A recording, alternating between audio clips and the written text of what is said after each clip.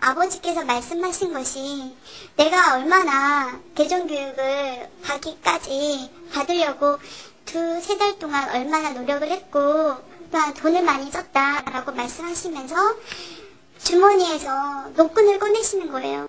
갑자기 제 손목을 딱 끌어당기시고 아버지 그 허벅지를 같이 꽁꽁 묶으시는 거예요. 그러면서 무섭게 저에게 뺨을 돌려대라. 뺨을 대라. 어느 순간 맞다 보니까 제 모습을 봤는데 너무 놀랐어요. 제 얼굴이 한쪽이 오른쪽 눈이 완전히 다 감겨있고 여기까지 피멍이 들어있는 거예요. 게다가 코는 퉁퉁 부어있고 입은 이렇게 돌아갔습니다. 중간에 제가 화장실을 가고 싶었는데 화장실을 가겠다 세워달라라고 말씀을 드렸는데 어머니가 너가 이렇게 하는 거는 개종교육 목사가 하는 말이 탈출하려고 그러더라. 봉지를 준비하라고 그렇게 말을 하더라. 그러면서 봉지를 툭 던지시는 겁니다. 아무리 그래도 가족이라 할지라도 거기서 진짜 해결을 한다라는 것은 이것은 정말 인권 모독이 아니고서는 도저히 있을 수 없는 일 아니겠습니까?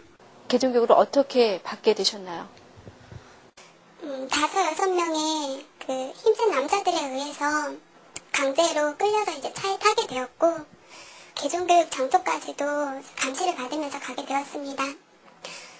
개종교육 장소에 도착을 했을 때도 제가 개종교육을 받지 않겠다고 거부를 하자 제가 도망칠 것을 우려해서 옷이나 핸드폰 또 소지품 등을 빼앗긴 상태였고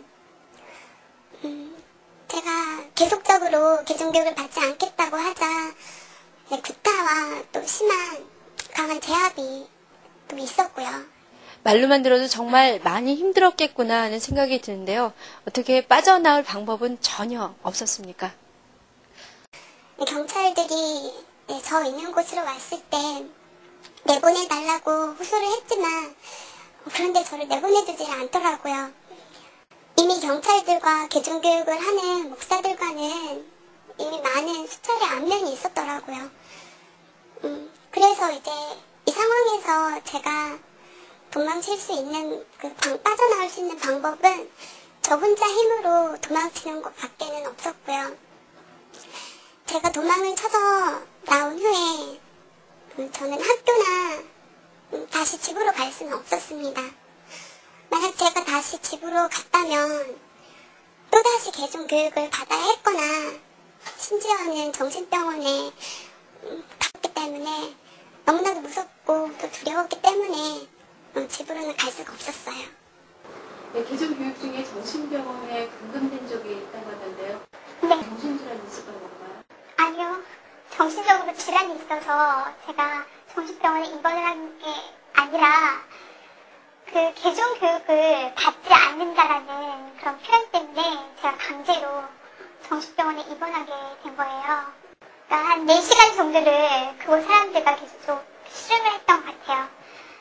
그러니까 몸도 너무 많이 지치고 정신적으로도 너무 많이 좀 피곤해 있었고 그래서 제가 앉아있던 의자에서 쓰러졌어요. 저런 식으로는 도저히 상담이 진행되지가 않겠다라고 하면서 부모님을 따로 부르시더니 그리고 난 다음에 제가 바로 정신병원으로 후송이 되었어요. 그러고 나서 전혀 이상이 없으니까 그 병원장의 그 정상이라는 그런 진단과 함께 강제 퇴원을 할 수밖에 없었어요. 이들은 같은 기독교임에도 불구하고 개종이란 단어를 사용하며 개종을 위해서라면 온갖 거짓말과 반인권적인 행동들을 서슴없이 자행하고 있다. 게다가 과도한 상담 비용까지 받으면서 이 모든 것을 이단 상담이란 말로 합리화시키고 있다. 과연 이것이 성도를 옳은 길로 인도하기 위한 이단 상담소인지 이단 상담가로서 목사로서의 진정성이 의심된다. 현재 진 목사는 이같이 개종교육을 한다고 정상인을 감금하고 정신병원 수용을 주도하다가 현재 개종강요죄와 감금방조죄로 징역 10월, 집행유예 2년의 판결을 받은 상태입니다.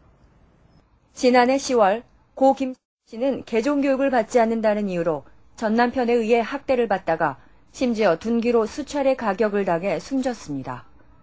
더욱 놀라운 현실은 일부 개종교육을 옹호하는 교회와 성도들이 아내를 살해한 남편을 위해 모금운동과 구명운동을 전개하며 개종 목자의 파렴치한 행위를 덮으려 했다는 것입니다. 자신들의 교단과 교권 보호, 성도 확보를 위해 개종운동가를 옹호하는 이들에게서는 생명 존중이나 인권 보호는 찾아볼 수 없습니다. 이외에도 반인륜적인 강제 개종교육에 의해 피해를 입은 개종교육 피해자 연대는 그 회원 수만도 500여 명에 다다릅니다. 개종교육이라는 미명 아래 버젓이 자행되고 있는 인권 유린. 그것도 소위 성직자라는 목사에 의해 이루어지고 있는데 과연 폭행, 감금, 가출 등 이 모든 사건의 주 원인이 누구에게 있는지 묻고 싶습니다. 네, 최근에 보도된 MBC PD수첩의 신천지 관련 보도에 대해서는 어떻게 생각하십니까? 제 이야기만 들어봐도 알 수 있겠지만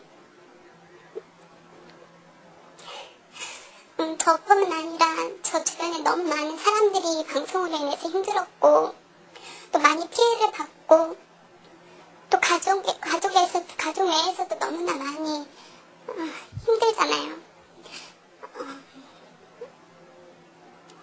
정말로 가축이나 또 뭐 폭행이나 이런 걸 일으킨 곳은 신천지가 아니라 오히려 저를 교육시키려 했던 그런 개종교육 쪽인데 오히려 그들의 말만 듣고 그들의 편이 돼서 방송을 한 MBC가 어떻게 공영방송이라고 할 수가 있을까요? 저는 정말 아니라고 생각합니다.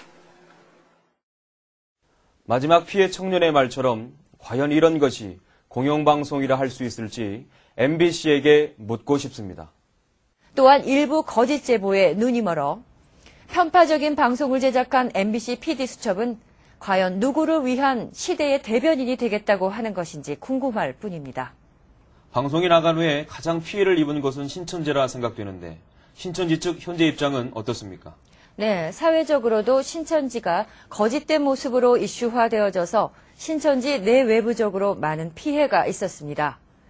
그래서 여러 신문방송 언론의 공개 질의도 받아 지난해 9월 7일 63빌딩 엘리제홀에서 기자회견도 가지는 등 많은 노력을 한 것으로 확인됐습니다.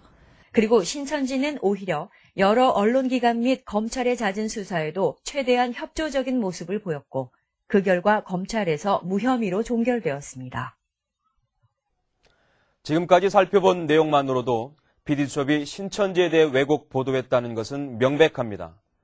그럼에도 정정 보도하지 않는다면 MBC는 공영방송이 될 수 없으며 이에 정부는 즉각 폐쇄 조치해야 합니다. 지금이라도 MBC와 PD수첩 제작진은 신천지 교회에 사과하고 정정 보도하기 바랍니다. 더 이상 역사와 국민들의 마음속에 거짓말을 남기지 말기 바랍니다. 감사합니다.